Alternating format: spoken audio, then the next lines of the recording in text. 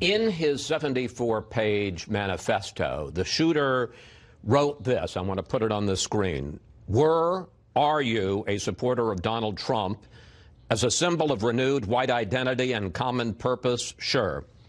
What does the president think of that? Yeah, in fact, I'm a little disappointed you didn't put up the next sentence, which the next sentence, because I looked at it last night, was, what about for his policies and as a leader? And he said, dear God, no. I don't think it's fair to cast this person as a supporter of Donald Trump any more than it is to look at his sort of his eco-terrorist passages in that manifesto and align him with Nancy Pelosi or Ms. Ocasio-Cortez. This was a disturbed individual, an evil person, and to sit and try and tie him to an American politician of either party probably ignores some of the deeper difficulties that this sort of activity exposes. I want to make it clear. I take your point, and I want to make it clear. The only person responsible for this slaughter is the shooter, not President Trump.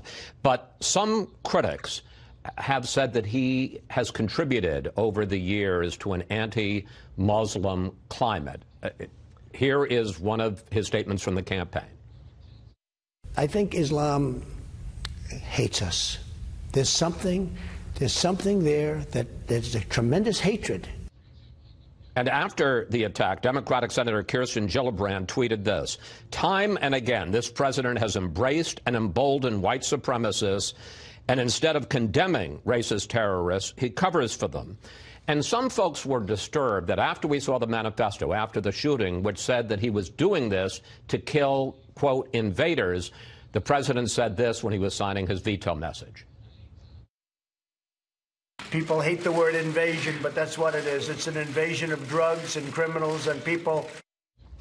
I understand, and I very much agree that the president is not responsible for this action. But has he considered, given the fact that some people seem to feel that he has given them cover, has he considered giving a major speech condemning anti-Muslim, white supremacist bigotry? You've asked a couple of questions, so let's go back and talk about what Senator Gillibrand said. Look, there's folks who just don't like the president, and everything that goes wrong, they're going to look for a way to tie that to the president. So if they see the word invaders in the manifesto, they see that passage, and they say, oh my goodness, there must be some connection between this. That's just absurd to say that there's some type of connection between being against illegal immigration, which is what the veto was about, for legal immigration, and the ruthless live streaming of murder of 15 people. The two things have nothing to do with each other. So I recognize the fact. Let's forget all of that. To the degree that there is an issue, let me just ask, to the degree that there is an issue with white supremacists, white nationalists,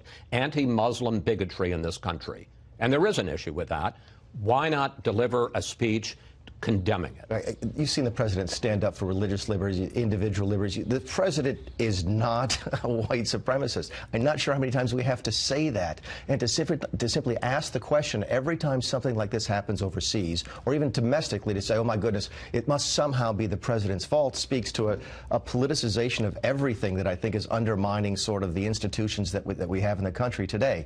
Let's take what happened in New Zealand yesterday for what it is: a terrible, evil, tragic act. And figure out why those things are becoming more prevalent in the world. Is it Donald Trump?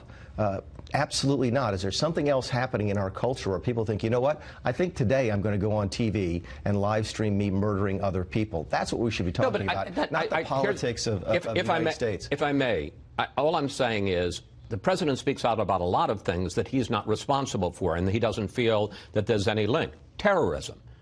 Why not make a speech and make it clear that there is no place in America for this kind of hatred?